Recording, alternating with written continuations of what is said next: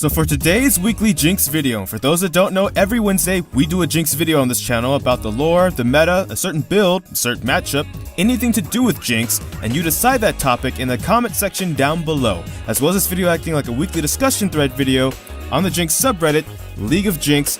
Feel free to check that out.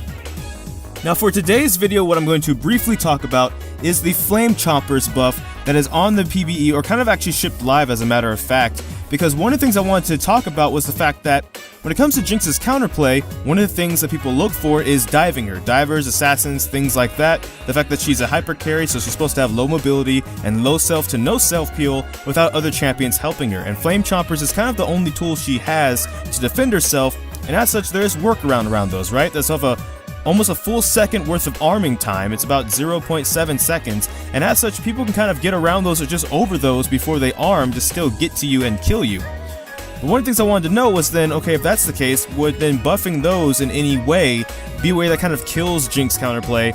Because my fear, basically, what I'm coming from is I don't want her to become the next Tristana, despite the fact that I want her to become stronger nonetheless. So I asked August on Twitter about this, and he was nice enough to respond, and his tweet was pretty much, given how much counterplay Flame Chompers already have, I think it's fine. Enemies with dashes are already favored against them because they can just dash over them before they arm. And honestly, I think that does in fact make it fair. Like, this change doesn't mean that you can't dash over them while they're already armed.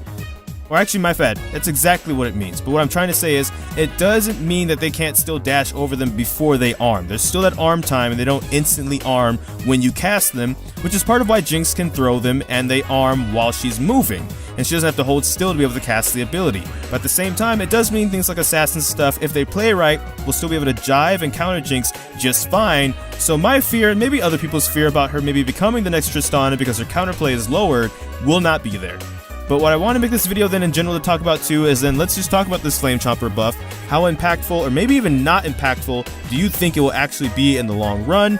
Do you think this is a good change at all? Do you think this is a terrible change? Do you think this is a change in the right direction? Do you think this is exactly what Jinx needs? So in the comment section down below, let's talk about this. Feel free to discuss this.